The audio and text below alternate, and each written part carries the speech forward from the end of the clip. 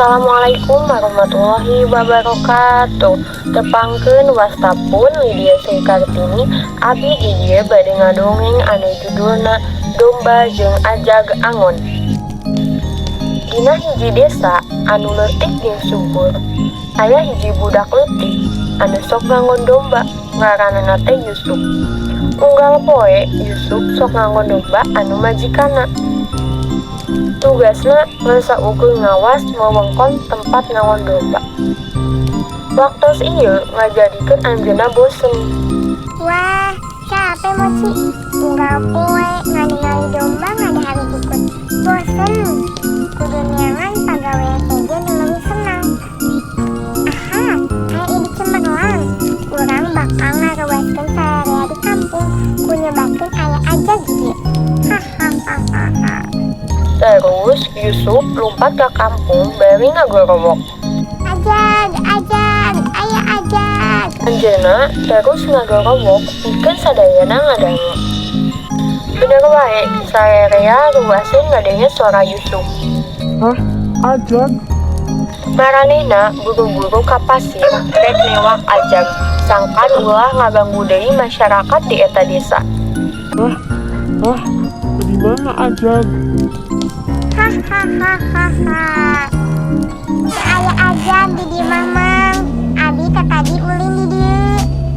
Jalma-jalma jadi keheul, sadarieun Yusuf geus ngabohong. Tuluy maranehna balik deui ka eta kampung. Isukna sanggeus ribut-ribut, Yusuf balik deui nganggon domba juragana. Tuluy ngarencanakeun pikeun ngareuwaskeun warga desa deui. Hahaha. Kamari estu senang. Hayu ngalakukeun deui.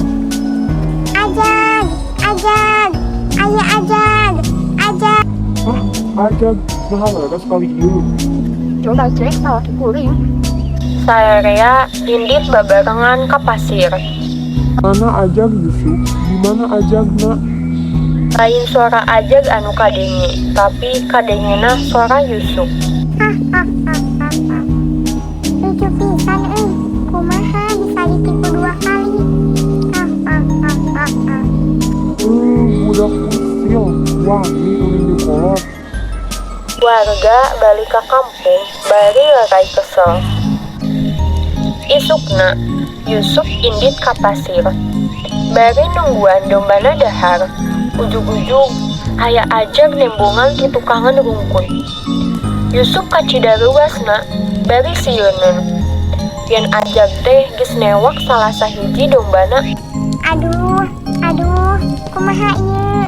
Naon anu kudu ku abi lakukeun? Aya ajag beneran.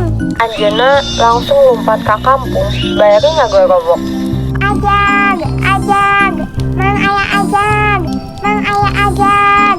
Nah aku naon si Yusuf? Paling ulin deui si Yusuf mah. Yusuf. Mamang, aya ajag. Mamang, aya ajag. Mang, aya ajag, mang. Terlucu Yusuf, guyonan anjeun terlucu pisan. Abi mah teu bohong, mamang. Ajag nuju ngadahar domba abi di pasir itu. Henteu aya nu percaya kana omongan Yusuf, sabab anjeunna sok ngabohong.